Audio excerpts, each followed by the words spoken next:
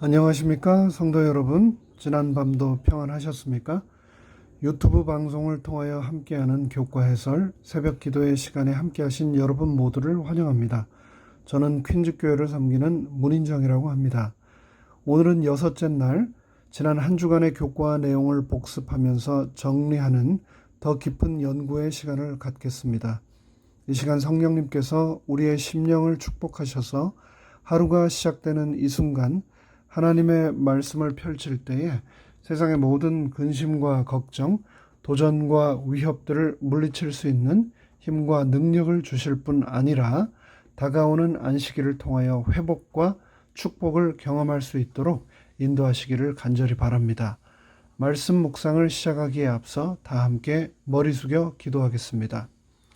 하늘에 계신 저희들의 아버지 하나님, 지난 한 주간 찬양하는 삶이라고 하는 제목으로 빌립보서와 또 여호수아, 또 시편, 사도행전, 또 역대하의 말씀을 통하여 우리 삶 가운데 친히 말씀하여 주셔서 너무나 감사합니다.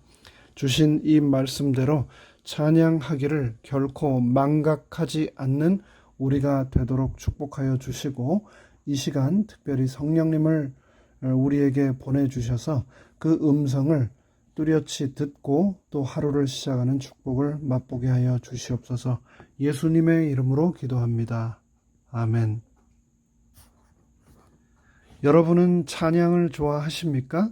좋아하신다면 어떤 찬양을 좋아하시나요? 저는 찬양을 참 좋아합니다. 그런데 사춘기, 변성기 때 목을 잘못 사용하여 성대가 많이 상하였습니다. 그 후로 친구들이 목소리가 허스키하다고 놀리곤 했는데, 그런 영향으로 저도 모르게 노래하는 것을 기피하게 되었던 것 같습니다. 그렇지만 여전히 혼자 있을 때 마음속으로 늘 즐겨 부르던 찬양, 그리고 지금까지도 자주 부르는 찬양이 있는데 373장 이 몸의 소망 무엔가라는 찬미입니다. 특별히 후렴에서 주 예수 나의 반석 되시니 그 위에 내가 서리라 라는 구절을 부를 때마다 예수님께서 흔들리는 세상에서 나의 반석이 되어 주시겠다 하시는 그 약속이 더 큰 확신으로 다가와 가슴이 뭉클해지곤 합니다. 목회 방문을 하다 보면 가정에서 예배를 드리곤 하는데요, 집 주인들께 시작하면서 좋아하시고 즐겨 부르시는 찬양이 몇 장이시냐고 물어보면 선뜻 대답을 못하시고 한참을 머뭇거리시는 경우가 있곤 합니다. 또 장례를 치를 때 유족들에게 고인께서 생전에 가장 자주 즐겨 부르시던 찬양이 어떤 찬양들이었느냐고, 그래서 장례 순서에 그 찬양을 다시 한번 할 수 있도록 순서에 넣겠다라고 여쭈는데 유족들께서 대답을 못하시는 경우가 가끔 있곤 합니다. 어쩌면 그런 경우들에서 그분들께서는 찬양을 자주 하지 않으셔서 바로 말씀을 못하셨는지도 모릅니다. 그런데 반대로 찬양을 좋아하시는 분들, 좋아하시는 찬양, 즐겨 부르시는 찬양을 여쭐 때 그런 분들께서는 바로 대답하시는 그런 성도님들께서는 고인이 되신 분의 유족들에게 여쭈었을 때도 고인께서 늘 즐겨 부르시던 찬양을 여쭐 때 바로 대답하는 그런 유족들은 그렇지 않은 가족들과 분위기가 확실히 틀림을 여러 번 느꼈습니다.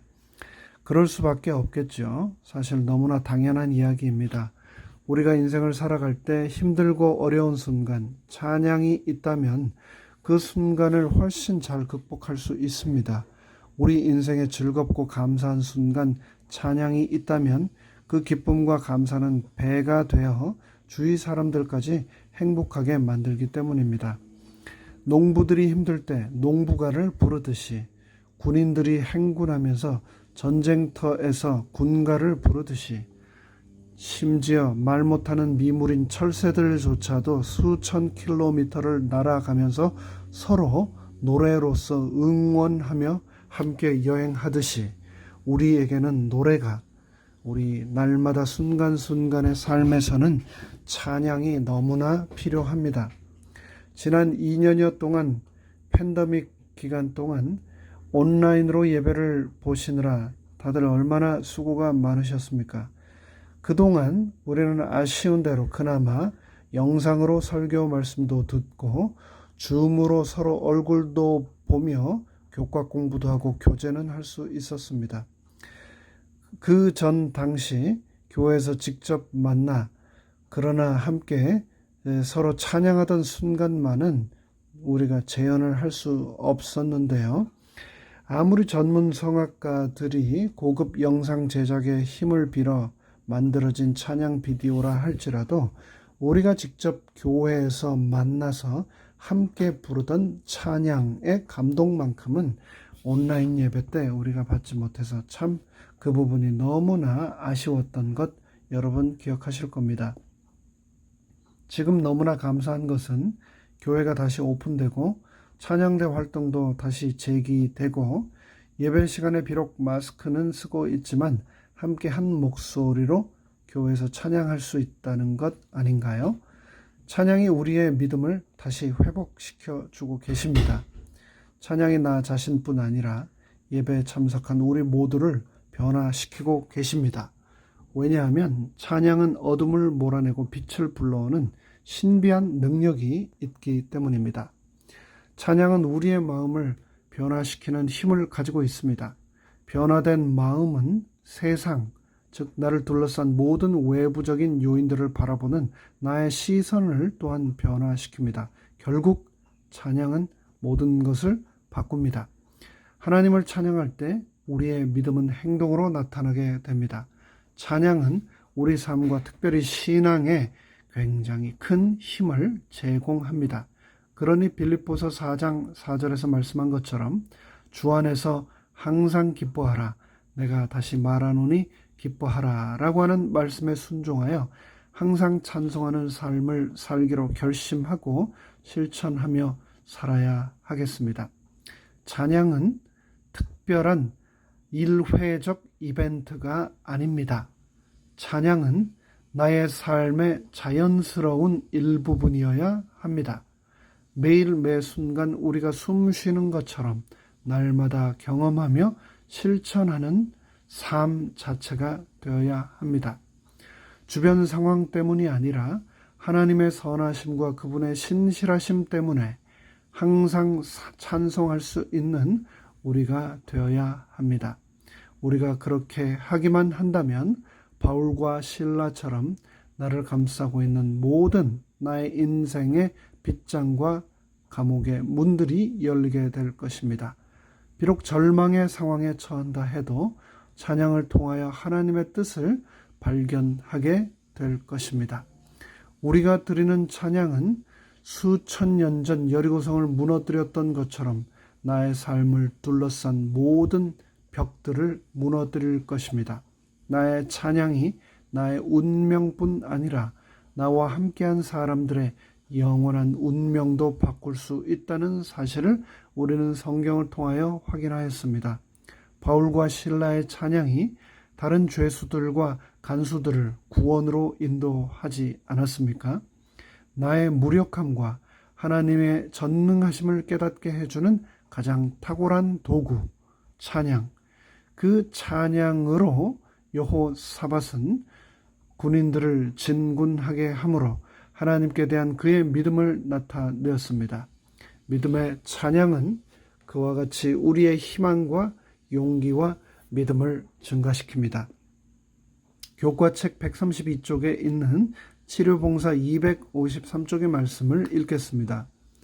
우리의 마음과 입술을 길들여서 비할 데 없는 사랑을 베풀어 주신 하나님을 찬양하자. 우리는 우리의 심령을 길들여서 소망을 갖게 하고 갈바리의 십자가에서 흘러나오는 빛에 거해야 한다.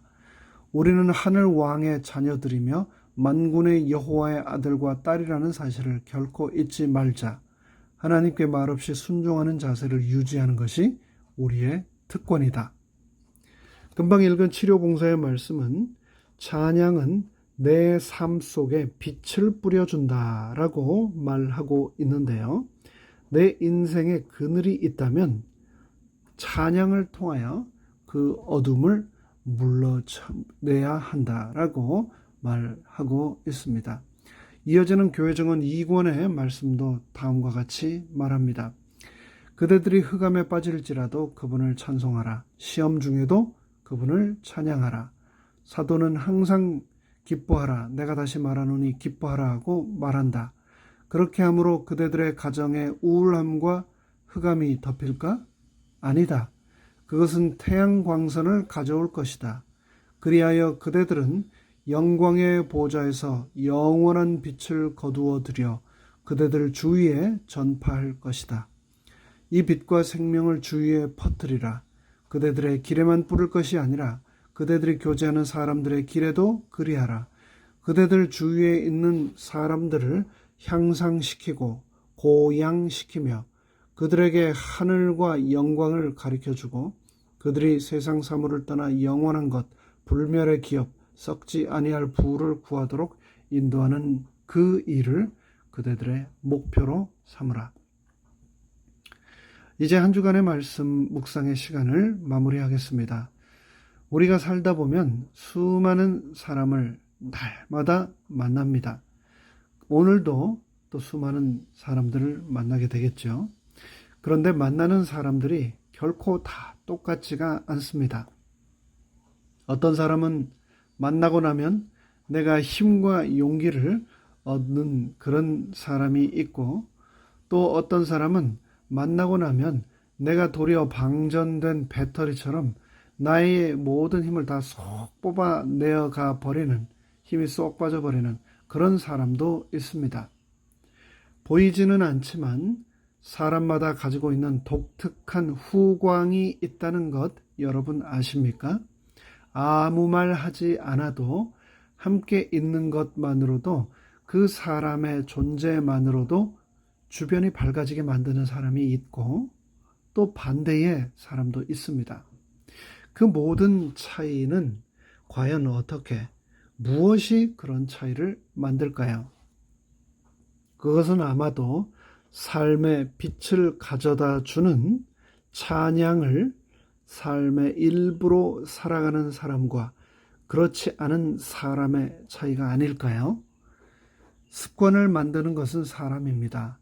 하지만 그 습관이 결국 또 사람을 만듭니다. 결국 습관에 의해 사람은 꼴지워지고 정의되어집니다. 우리가 만들어야 할 가장 소중한 습관은 그렇다면 어떤 습관일까요? 저는 바로 찬양의 습관이라고 생각합니다. 그러한 찬양의 습관을 만들기 위해서 어떻게 해야 할까요? 사람은 환경에 지대한 영향을 받는 존재입니다.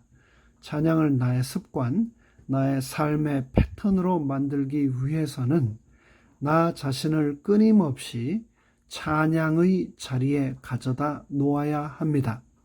찬양이 있는 예배의 자리에 나 자신을 가져다 놓아야 하고, 찬양을 연습하고 또 그렇게 준비한 찬양을 하나님께 돌리는 찬양대의 자리에 나 자신을 가져다 놓아야 합니다.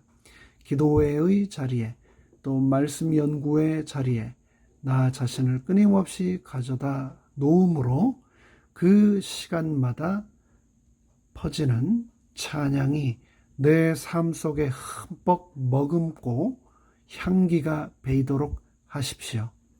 나의 입술의 모든 말과 나의 마음의 묵상이 주께 연락되기를 늘 잊지 않고 삶의 모든 순간마다 찬양하는 삶을 삶으로 우리 인생의 생명의 빛 대신 예수님이 언제나 충만하시기를 간절히 바라며 한 주간의 모든 말씀 묵상을 마칩니다.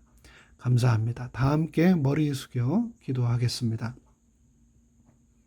하늘에 계신 하나님 아버지, 찬양하는 삶이 얼마나 필요하고 얼마나 중요하며 얼마나 파워풀한지 성경 말씀을 통하여 지난 한 주간 저희가 다시금 확인하고 깨닫고, 또 이 순간 찬양하는 삶을 살기로 결심하게 해 주셔서 감사합니다. 찬양을 통하여 우리의 믿음을 행동으로 실천하게 하여 주시고, 나의 찬양을 통하여 나와 함께한 수많은 사람들의 삶과 운명을 바꾸는 그러한 기적을 오늘도 나의 삶을 통하여 성령님 이루어 주시옵소서. 모든 말씀 예수님의 이름으로 간절히 축원하옵나이다. 아멘.